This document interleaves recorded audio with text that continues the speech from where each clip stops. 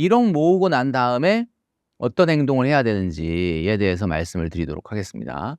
우선 첫 번째는 좀 전에 말씀드렸던 것처럼 전략적 자산 배분을 시작을 해야 되겠죠. 이제는 1억까지는 제가 웬만하면 위험 자산이 아닌 저축으로 모아라라고 말씀드렸지만 1억 정도가 된다라고 하면 이제는 일부를 위험 자산에 편입하는 것도 좋다. 다만 그 시기가 중요하다라는 건 제가 전 영상을 통해서 말씀드렸습니다. 너무 상승기에 시작을 하게 되면 부담스럽다. 어느 정도 조정이 왔을 때 잘 보셨다가 위험 자산으로 편입하면서 전략적 자산 배분을 해라라는 거죠. 자, 두 번째는 원래 1억 모을 때까지 해왔던 저축을 그대로 유지하라입니다. 자, 이게 무슨 이야기냐. 우리가 처음에는 50만 원, 60만 원 저축하는 것도 되게 힘들어 했었는데 1억 만들기 저축을 하면서부터 130으로 시작해서 140, 150. 이제는 그래도 150만 원이 처음엔 되게 힘들 줄 알았는데 어쨌든 150만 원 정도는 매달 저축을 할 수 있게 됐다. 그 얘기는 저축의 근육이 늘어났다는 거잖아요. 자, 그럼 이제 1억 모았으니까 이제 이거는 끝내고 이제 한 달에 한 50만 원, 60만 원만 저축하고 좀 쓰자.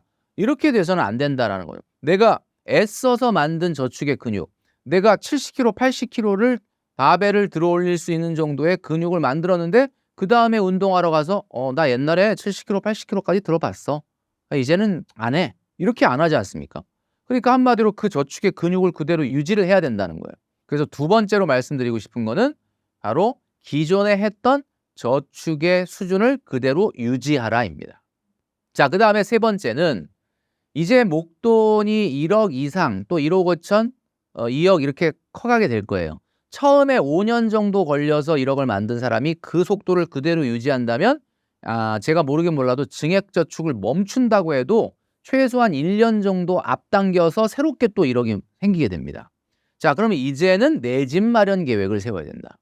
무슨 이야기냐면 이제 1억이 곧 2억이 되고 이렇게 되면 이 2억을 가지고 내가 청약을 할 건지 아니면 기존 주택을 살 건지에 대한 로드맵을 짜야 됩니다.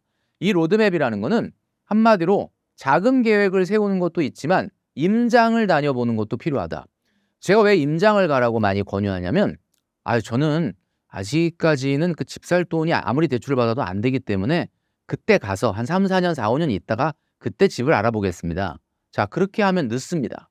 무슨 얘기냐? 물론 당장 1, 2년 내에 살 돈은 아니지만 내가 원하는 정도의 주택의 그 형태 그리고 수준, 가격 수준이나 그 지역, 입지들을 사이버로 임장을 하든 아니면 실제로 주말에 한번 가보든 해야 내가 원하는 아파트들 수준의 아파트 가격이나 평형이나 지역이나 이런 것들을 봤을 때 어떤 것이 어떤 장점이 있고 어떤 단점이 있는지 이런 것들을 실제로 가서 봐야 사람이 마음이 어떻게 되냐면 욕심이 생기고 욕심이 생긴다는 게 뭐냐면 동기부여가 된다.